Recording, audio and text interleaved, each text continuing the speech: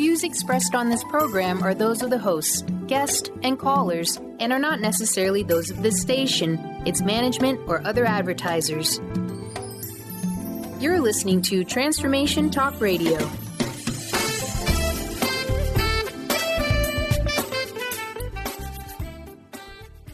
Hi, welcome. This is Dr. John DeMartini. This is one of the most amazing and inspiring shows that you can listen into. If you want to be on the edge of your seats, if you want to open up your heart, if you want to expand your mind, and you want to meet incredible people, stay tuned because you're just about to experience a transformative radio show that will change your life. And you're listening to the Dr. Pat Show that's coming up right next. The following audio is via a Skype call.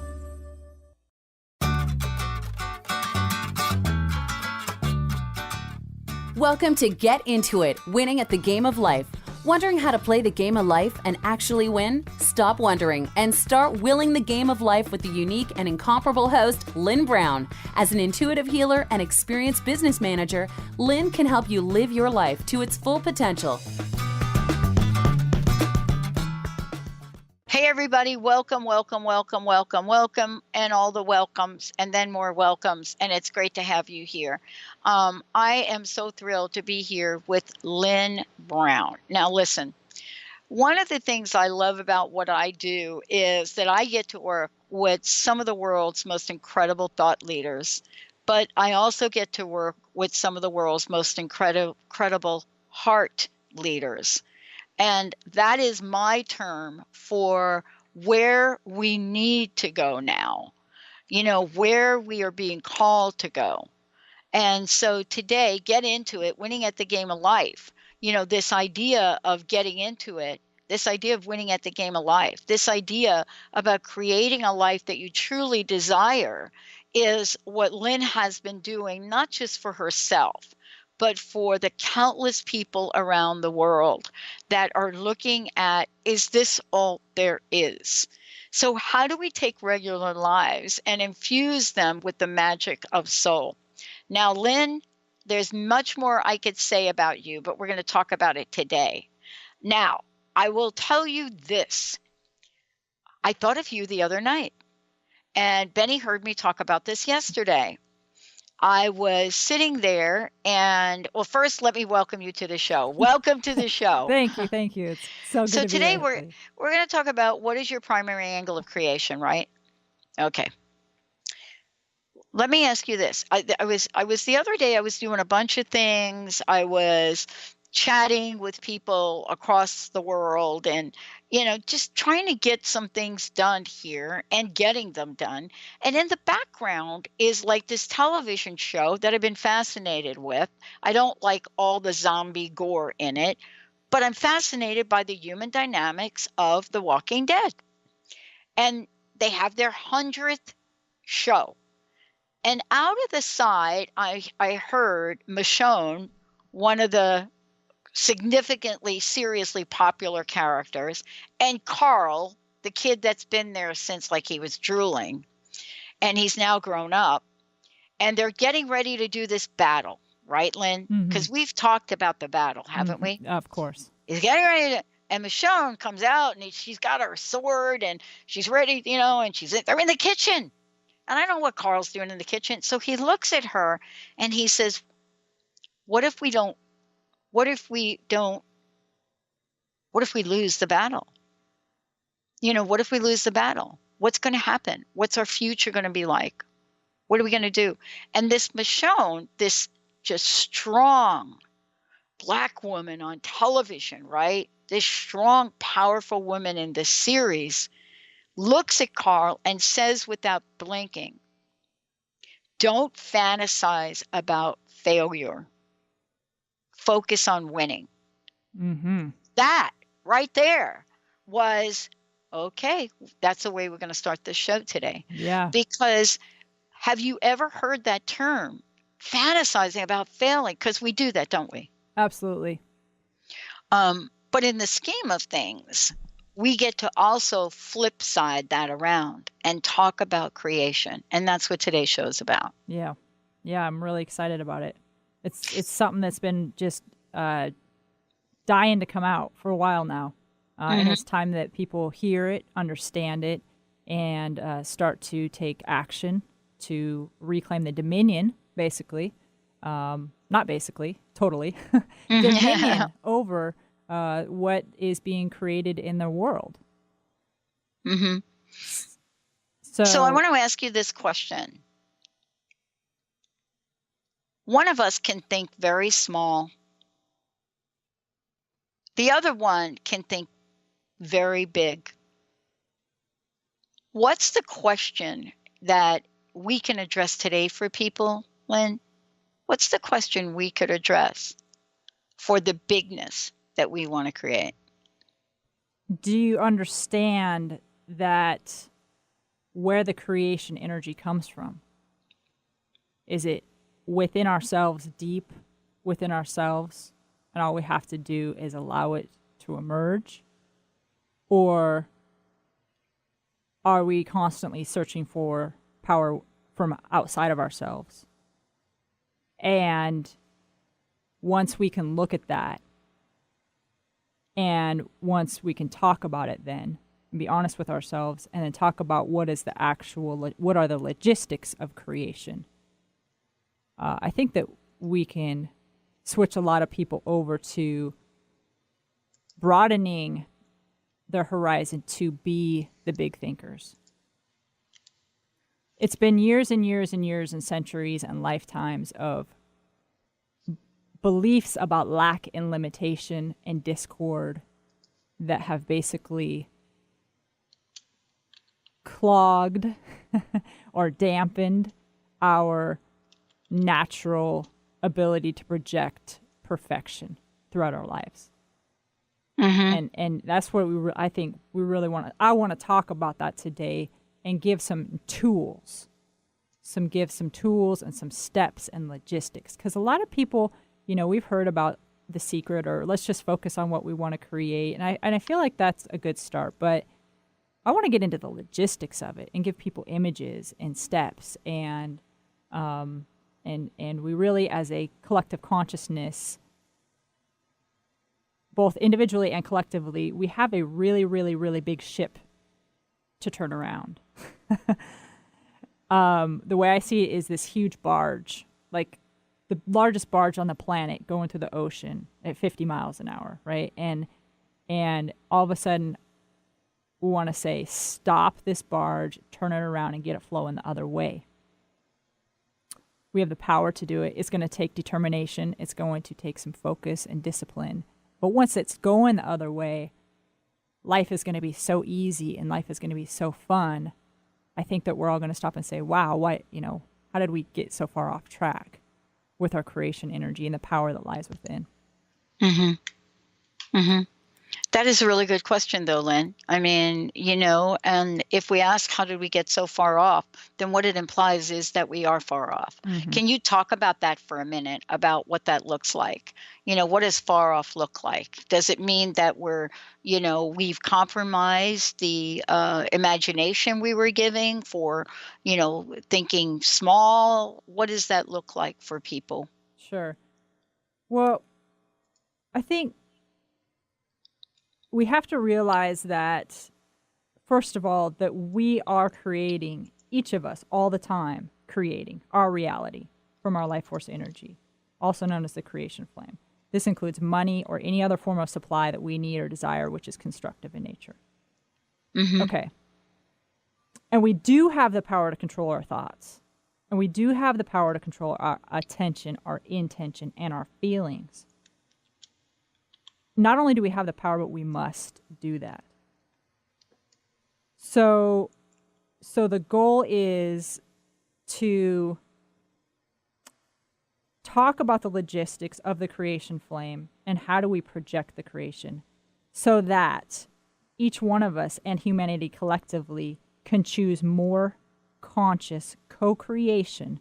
Now we're really talking about co-creation with God, with the internal I am presence creation flame, co-creation, and turn away from giving our creation energy to things outside of ourselves, which typically are things that we don't want. I have this, I've been working on this for a while now, and and I talk with Saint Germain about this quite a bit, and every once in a while he says, do a measurement, Lynn. And so he says, do a measurement of all the things that are being created on the planet. How many of the things, what percentage are people creating from just true communion with their soul, like their soul purpose and their divine plan and their passions of their heart, and communicating from the internal creation flame versus how much of the creations being manifested on the planet are actually coming from outer influence, suggestions that we give our creation energy to, which then outpictures into our world. And this is I think this is gonna floor a lot of people. It did me. I had to keep going, really? So I've had that measurement, I've read that measurement as high as 96% of the creation happening on the planet is happening from our attention being, our creation flame being fed into external things such as television, war, right? And it peaks as more dramatic things around the world happen because our attention is turned outward towards those things, or expectations of, what is a woman supposed to look like? What is a woman supposed to do? What is a man supposed to do? These are external expectations. Now, Saint Germain has told me that that has been up to 98% on the planet. Can you think about that for a second? Like, we are just going around creating stuff that really isn't like our heart's desires. We're creating more stuff that we want to discreate. And then I've measured it down as low as 88% is from external, but that's not very low. That's not very low. So that is the difference between creating from within to out versus creating from without in.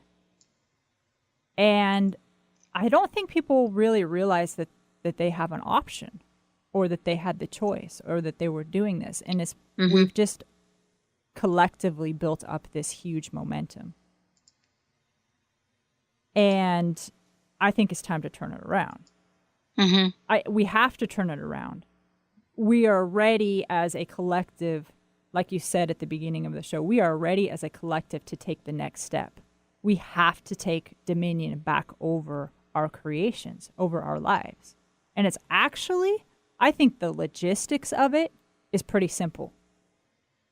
Now, is the self-discipline going to be simple? When you have a habit, how interested are you in correcting that habit or turning it around? And that's going to be up to each individual. But I think by just talking about it, we're giving people the option to really look at that within themselves.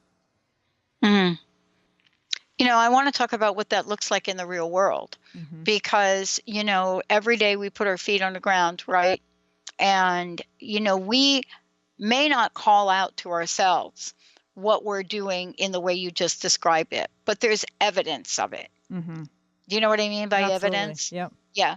Every time you have a desire in your heart and it doesn't show up, that is a bit of evidence, right? Yep.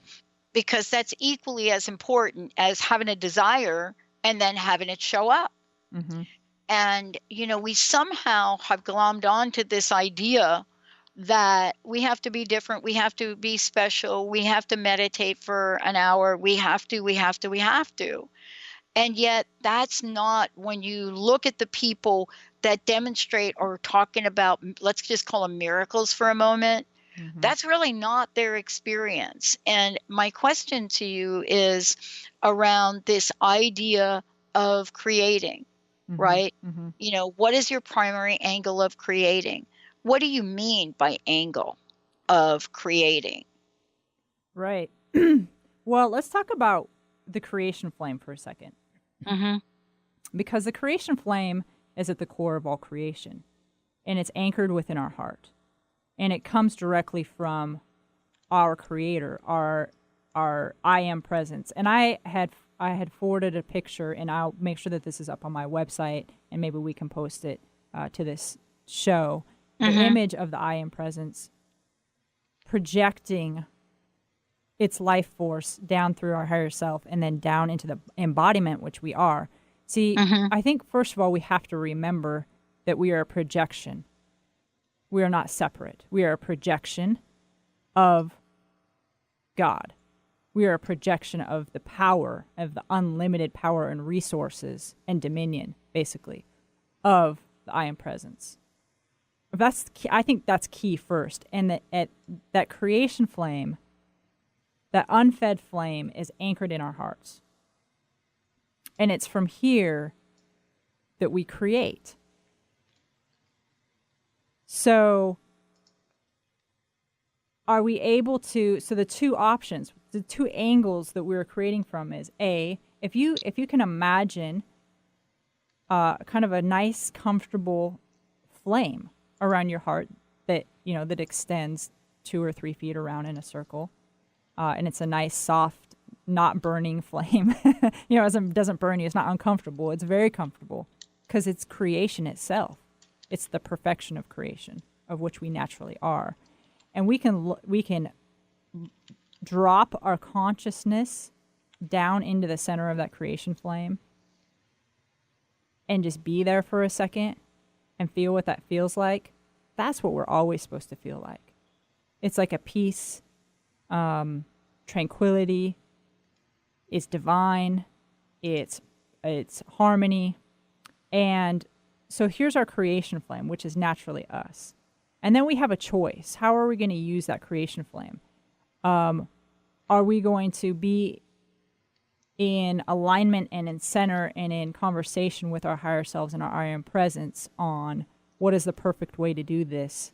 Not perfect like ego comparison perfect, but like the divine way, right? Which should always be easy and should always be instant manifestation of the desires of our hearts, which are, as long as they're constructive. Or are we looking outside of ourselves more often than not, looking outside of ourselves, and whatever we put our attention on, our intention on, and our feelings on, that opens up a doorway for those thoughts, those feelings, those suggestions to enter into our creation flame. And everything needs a creation flame. So then that attention to those things outside of ourselves opens this doorway for it to get access. And then it projects out onto our living screen of life, right? So we have to just know, first of all, that we are the creation flame anchored in our heart. Okay? I think a lot of people don't even know that. We are unlimited power and source and resource and perfection. How are we going to choose to use that? Okay, so the next thing that I like to use is an analogy of a movie theater projector. And, if everybody's been to a movie theater, so in the back, where nobody can see in the control room, is that projector light. And you can choose an image, which is the movie, and you can put it over the lens, and then it projects it out onto the movie screen. So you're then seeing the projection on the movie screen, and it looks real. For we know it's not real, but the image looks pretty real to us. And I kind of see that projection in our life working the same way. So we can be the controller, and we are the sole controller in that control room, governing that light and governing that projection flame and what images actually end up there. And let's say that we decide consciously we're not choosing particular images that we're holding steady there. Now, with I do want to go back for a second. The clearer the image that you can hold in front of that projection screen is the clearer the image that's going to project out on the screen, right? That's how it works with a projection reel. So the more details and the more clearness we have there, it projects out clearer. Now, what if we don't have an image there? And out in the movie theater, there are just kind of some things floating through the air. and there's an image floating through the air. Well, that image can go in the line of sight of that projection screen, and it can catch that light and it can project out onto that screen as well, right? So this is the difference, and that would be out from outside within projection. So that is an example of external stuff, external creations, external ideas, external suggestions, tapping into our creation flame, getting in the wake of our light and projecting out. And then it appears to be our reality. It appears to be our creation. What I am trying to show and give the people opportunity to see is if we can simply pull ourselves back into the creation flame and spend a little bit more time there, we can observe. Now here comes the real life examples that you're talking about, right? Like we can observe stuff outside and around us without giving it our full dominion or without giving it our life force energy. But a good example of this is peripheral vision. I was an athlete. I played basketball. So every time I came down the court, or every second I was on the court, basically, my 100% focus, intention, attention, and life force energy was focused on the rim and the hoop, right? But, totally all the time. But at any time, I could tell you how much time is on the clock. I could tell you where every player on the court is. I could tell you how full the stands were. I could probably tell you what all the people were saying. But that's peripheral. And I think so many times, if I would have been an athlete who stopped and said, okay, somebody in the stands is heckling at me, and I stopped and I turned my attention and intention and all my creation energy to that person, then I stop the momentum of what I'm really trying to create, right? And I think that's what we do out in the real world. You know, as we're walking around, we get bombarded with these suggestions and thought forms and feelings because they are real. They are real stuff going through our space all the time, through our atmosphere all the time. And I think if we can acknowledge that, then we can say, hey, these are external peripheral things. We don't turn to it. We don't give it our life force energy. We don't give it our creation energy, and we don't allow it in because that's not what I'm trying to create. Because it can just, it can, and I promise you it does, maintain a peripheral existence until you engage in it. So another example of this is like if we're driving down the freeway, coming home from work, and there's a accident. So we notice the accident, then our human feelings start to engage, right? There's the momentum of everybody kind of being concerned and worried and freaking out. And so then we kind of buy into that. And then that feeling and that discord kind of plays out into our feelings world, which our feelings world is something that I don't think a lot of people talk about in the creation process. And it's absolutely paramount that we understand the impact that our feelings have. Because it is a form of discord to the projections we're trying to create, if they are discordant feelings. So fear, anxiety, stuff like that kind of lives within our space, and it creates a distorted image of the most purest picture that we're trying to create. If we have that energy in our field, it's going to become a distorted image when it outpictures. Okay, so when we're driving down the street and we see this accident, the second we start to notice ourselves engage in going there and kind of freaking out or being concerned, we need to stop ourselves. Yeah. We literally do. And the way I do it is I say, stop. No. I mean, like you command a dog, like you command a child, because this is a big momentum. This is a big habit that we've allowed ourselves to create. And so I say, stop. And mighty I Am Presence, you come back in and give me the momentum to recenter myself and control this energy. And then we can't ignore that accident's going on. But the best way that we can help and heal the planet is to send it light. Send it blessings, send it angels, send it light, and then you leave it. Because otherwise you're getting caught up and wrapped up in the momentum or that whirlpool of energy.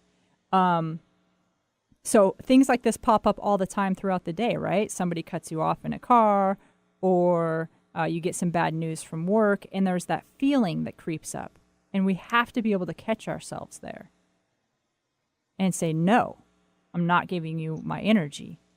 Yeah. Recenter yourself back in the center of your creation flame, back in the pillar of light, which you are, which I am, and say, guide me out of here with your perfection. And I promise you, you'll start to see things shift in front of your face so quickly, and life will become so easy. Yeah. I mean, I think we're really faced with this in the world we live in today. But one of the things I'm acutely aware of is that it's all relative. And what I mean by that is, we happen to be in a world where we're so very connected digitally, number one, and we have the ability to gather more information than we've ever had. And then we have to decide, for ourselves, what that information means to us. The question really does become, and this is an old question, and it has to do with, the taking our eye off the target. And fear would love for us to continue to take our eye off the target. Some people say take our eye off the prize.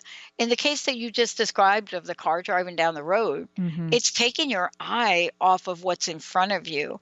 I mean, we now know statistically, Lynn, that texting and driving is really the cause of serious accidents in a lot of ways. I mean, we know that. Yet, even though we know it, we are absolutely more drawn, more driven to the addiction of knowing what's going on in the world, what people are saying. Because you're right about this. You were an athlete, you still are, I'm an athlete.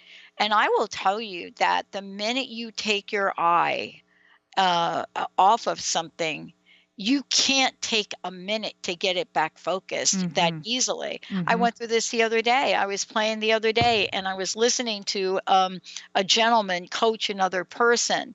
And I was listening to them coach this person how to do something incorrectly. Right? Yeah. And every part of me was like, oh my goodness, and then I create. So what happened with that was missed a point easily and got myself back to what was in front of me. And I missed 2, 3, 4 points before I could get back in the game. See, we don't realize that what you're talking about and that momentum of the collective, right? When we have the momentum, it builds up force, and it does take skill to stop it. Like stopping a car at the drop of the hat because you looked up and there's something in front of you that you didn't expect. And even when you slam on the brakes as fast as you think you are to do that, it's not an immediate stop, is it? Right. So this takes practice. Let's take a short break. When we come back, we're going to talk about the logistics of creation with Lynn and what it is that she's helping people do in the world, how to go about this, and what does it mean to harness your own creation flame. Let's take a short break, everyone. When we come back, we're going to give you lots of information about how you can connect with Lynn and how she's taken this message out into the world. Stay tuned. We'll be right back.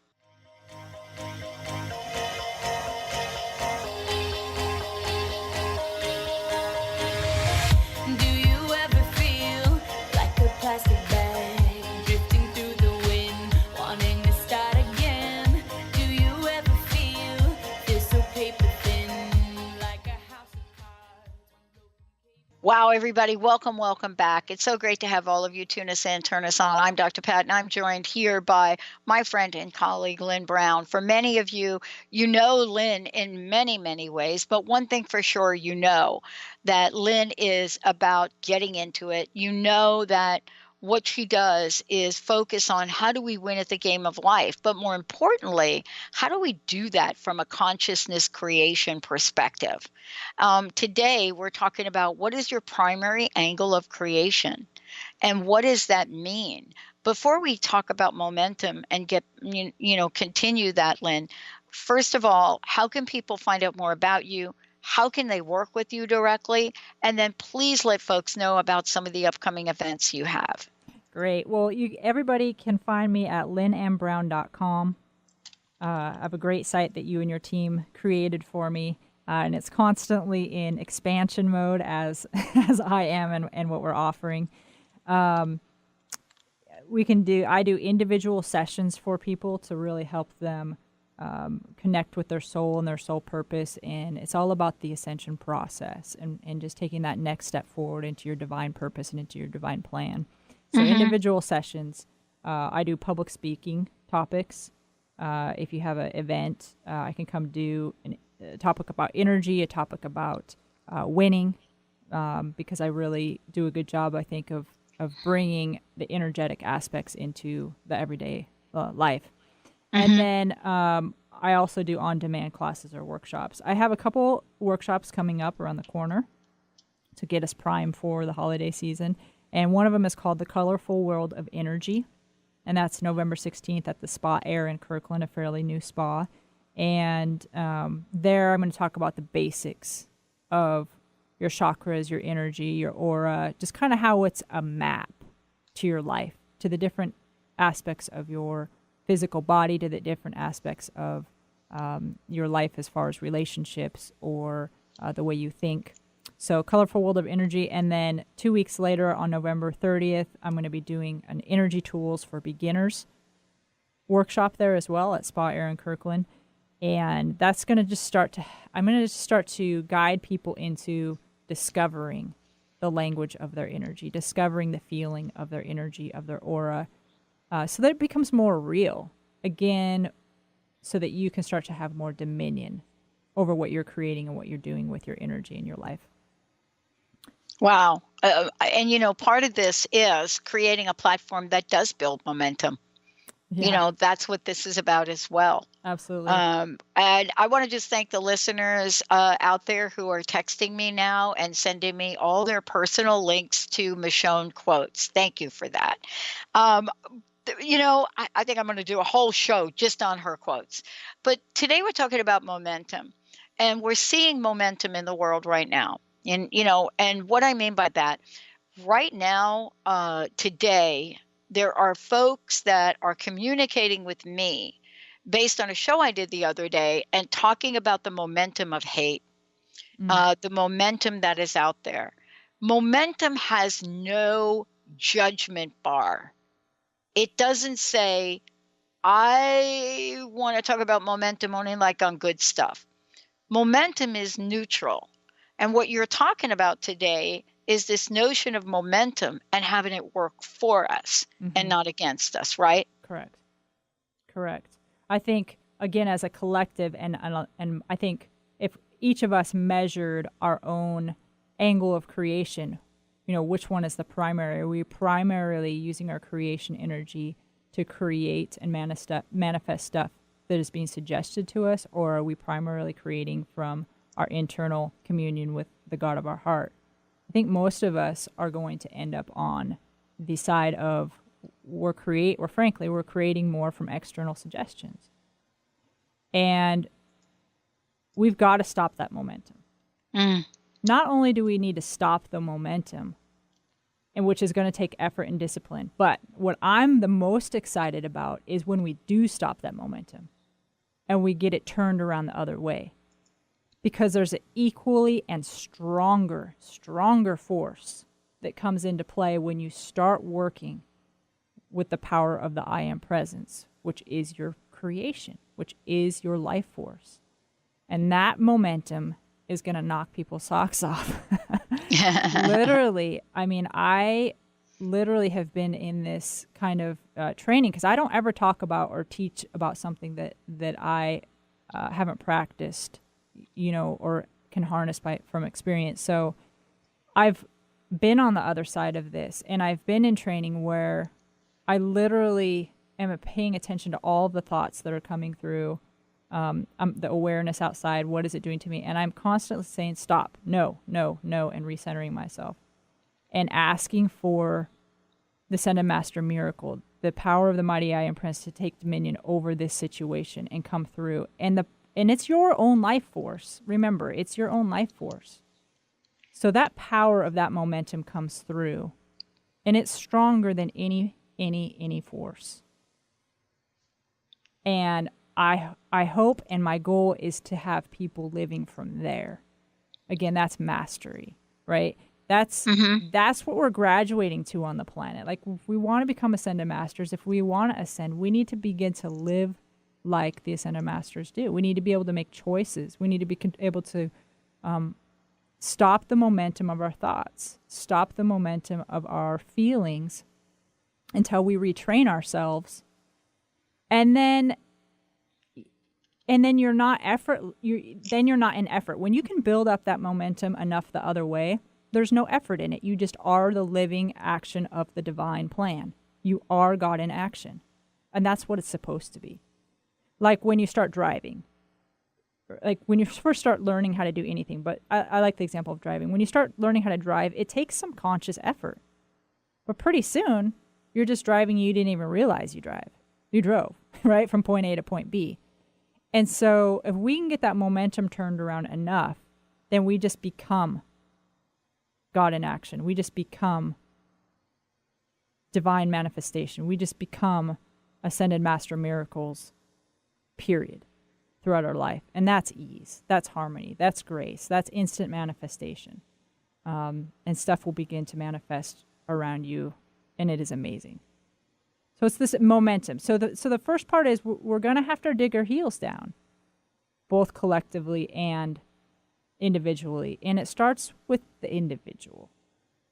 It starts with the individual. We got to dig our heels in. We got to take responsibility for our actions, for our thoughts, for our feelings. And, call in the power and the momentum of our higher being. We have to.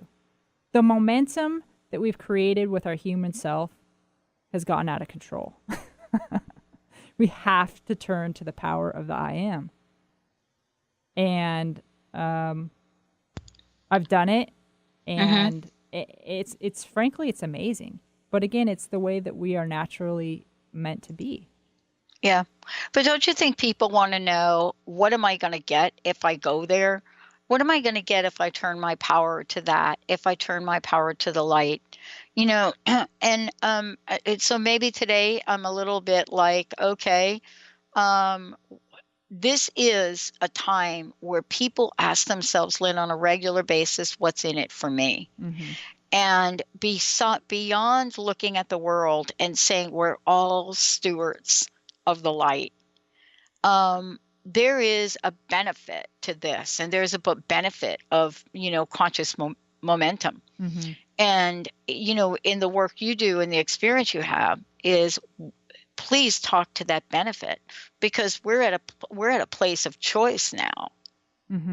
And we can no longer believe that in the world we live in, that we're not responsible for what we bring to our own inner and outer selves, right? Right. But I don't think sometimes we can make the connection to the fact that, wait a minute, this I Am creation is not just about having a greater consciousness for a world. Something in my life will change for the better. Absolutely. It has to start with each one of us individually, and each one of us are projecting our own reality world. Yeah, we're kind of walking through each other's world, right? And collectively we're all tied together, but we are completely in charge of what we are creating at all times. And so I think a lot of times if you ask most people, they do want to be free of fear. They do want to be free of the belief of lack or limitation. But they're fixated on those qualities. What is the benefit? Well, how about unlimited resources? How about unlimited supply? How about unlimited just pure harmony and peace? instead of buying into those discordant feelings that we're all fighting against. I feel like that's a pretty good upside. I can hold internal peace and harmony pretty much through everything.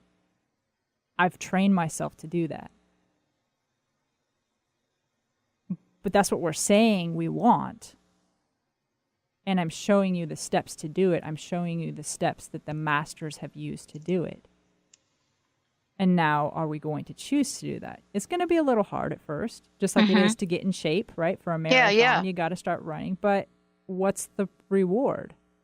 It is eternal, instant, total, and complete manifestations of the desires of your heart as long as they are pure and constructive and don't harm others. One of the things that I use as an analogy, to get to the other end of the spectrum or to shift gears is, okay, like say we're in a river. Say we're in a river or a lake. So we're in water. All of us go in the water. And then we're like, oh, I don't want to be in the water anymore. We're not going to sit there and try to push the water away. We're not going to battle with the water. We have to get out to go to dry land. So that's switching the momentum, right? But many of us get stuck battling the water. Yeah. In everyday examples of life. Also with light, like if we come into a dark room and we don't want it to be dark, we don't start trying to push away the dark. We don't do that. We don't battle the dark. We go turn on the light and it instantly diffuses the dark. Same thing with these feelings and these emotions and these beliefs.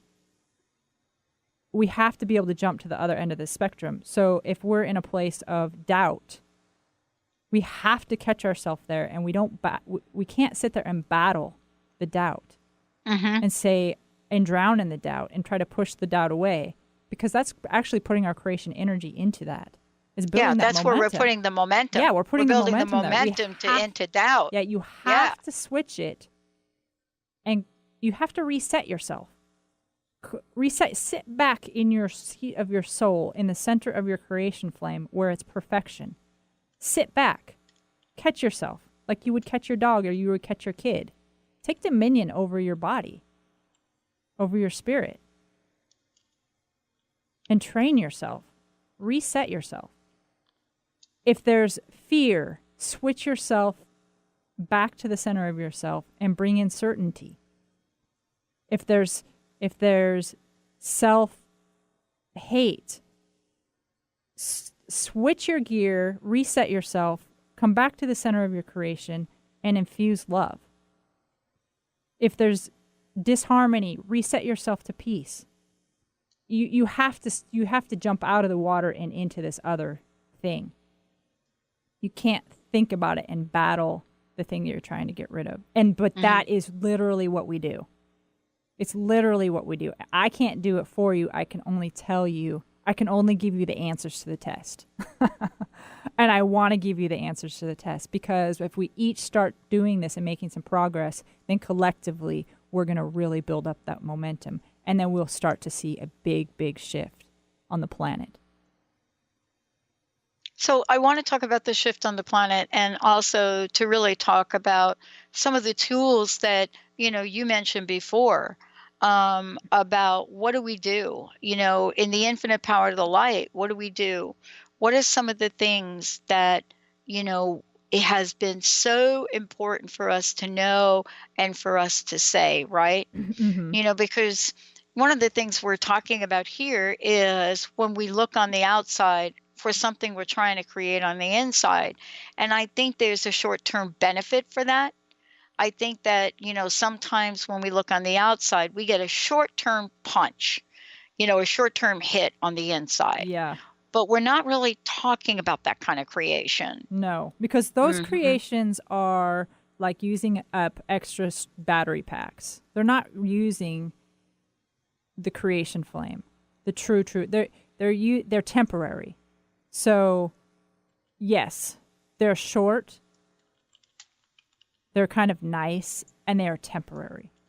What I'm talking about is living in the eternal flow of creation.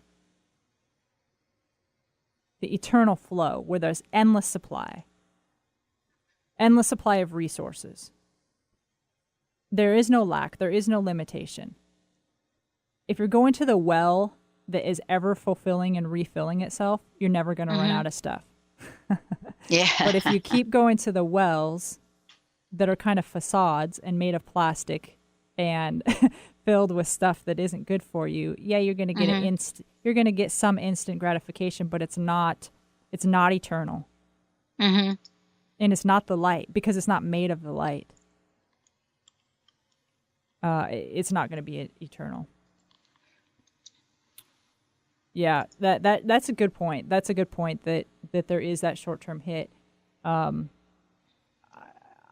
I call spiritual maturity being able to sit back for a second and not move forward until the path is cleared with the exact, direct, perfect directions. And that takes maturity. That takes discipline. To stop the momentum of your ego, to stop the momentum of your human feelings or outside suggestions, and say, wait, I'm going to stay centered. I'm resetting myself back in the seat of my soul. Yeah. And I'm not going to move. I'm not going to proceed through this thing, through this situation, through this building, through this creation, until I have clear instructions. And the clear instructions will come with so much love and light that you cannot debate them. You cannot debate them. You know, it'll be a path paved in gold. It'll be a river flowing in gold that you get to float on. You know, it's that easy. It presents itself as that harmonious. Yeah. Well, you have a tool that you're going to share with us today. Yeah. Yeah. I have two, actually. So I think in general, you know, I did this. I talked about this creation flame last night at a live seminar, and somebody there had a really, really good question. And the question was, well, when I have a clear creation picture and I'm sitting there in the heart of God and it's my purest intentions, how do I know what's kind of out in the auric field that might be distorting the picture? Like, how do I know? If it's not one of those circumstances where it's like, oh, there's an accident and there's some discordant feeling that immediately pops up, or there's some weird, you know, there's some announcement on the TV which gets our attention and it gives us some discord. You know, it's not out of the light. There's going to be those circumstances, right? And we need to catch ourselves. But there's also going to be just the regular walk through life where we're creating, but we have this band of beliefs and discordant energy particles that has built up through centuries of life and different lifetimes through our feeling world. And so how do we clear that just in general? And that, I use the violet flame for that. The violet flame, I call in the violet flame, which is a living, conscious creation, unfed flame, which is a transmuting flame. And it will come in and it'll start to transform and transmute any of those properties. So I personally, about 3 times a day, will call in the violet flame to come in me, up through me, around me, to circle every particle of my being, every fiber of my being, in every direction of space and time, and my world, like all of my world and all my creation channels, and blaze through it and dissolve, annihilate, because the creation flame can remove, the creation flame is so powerful. Not the creation flame, I'm sorry, the violet flame. The violet flame doesn't just kind of move things out of your way. It annihilates them and returns it to the light. So each bit of work that you do with the violet flame, it's transforming the collective. You're really helping the collective. So I call on the violet flame to come through, in me, through me, around me, in my world, to annihilate and remove and transmute all forms of human discord, all forms of lack, limitation, delay, belief structures that are blocking my instant and pure manifestation projections. I do that at least 3 times a day. And then I'll also call on that for the collective, for each being on the planet. That's going to start to remove and dissolve a lot of that momentum, that icky, sticky. It's kind of like, is it Linus on Peanuts that carries around the blanket with this big cloud above his head? Right? So we kind of have that in our auric field of beliefs of lack, beliefs of limitation, beliefs of discord or fear and stuff like that. And so that's how I see it wrapped around the feelings world, and we have to project through that. So a general maintenance to start to remove that is using this violet flame. Again, I personally do it at least 3 times a day. Mm-hmm. And then the second part of that is you have to catch yourself throughout the normal activities of life. You have to begin to catch yourself. I know some people, when they're trying to break a habit or trying to change a habit, some people used to wear those rubber bands on their wrists, right? Oh, yeah. And so they would catch. Yeah. I mean, that's a way to do it. I'm not suggesting to do that, but that's an example. Like, you have to catch yourself. You have to catch yourself and reset yourself, and pretty soon you don't have to. And then pretty soon you're not trying to be that thing, you just are that thing. You're the living action of the light. So those are the 2 tools. And I literally say, stop, you have no power. And it creates a steel wall of light that thing cannot enter. It cannot enter your world if you hold that, if you say that with conviction, because you are the light. And then you start to build up that momentum. Well, so Lynn, let's make sure, this was really jam-packed. For those of you that wanted to listen to this again, of course, on transformationtalkradio.com, you'll be able to do it again. Lynn, last question. Tell people more about how they can connect with you, and let me know the best way for people to find out more about this. My Facebook page is Rawness of Life. And I'm pretty active in bringing forth new ideas, videos. I have a lot of videos of my work posted on YouTube as well. You can just do my name and research that. And I'm going to continue to do workshops. And, this is really the basis of, so I'm in the financial industry too. So I'm really bringing light and a new concept and a new way of being and creating into the financial world.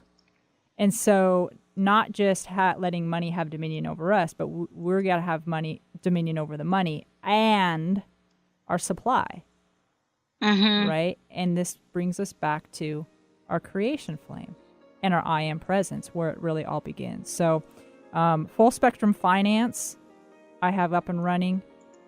Come see me at Rawness of Life, and you can reach out to me directly. All of those sites have my email. So I'm happy to hear from people. I love helping people, and I love just bringing light to the different aspects of your life. I love it. We're going to take a short break, everyone. Lynn Brown, we'll see you in a few minutes. You've been listening to Get Into It, winning at the game of life. Wondering how to play the game of life and actually win? Stop wondering and start willing the game of life with the unique and incomparable Lynn Brown.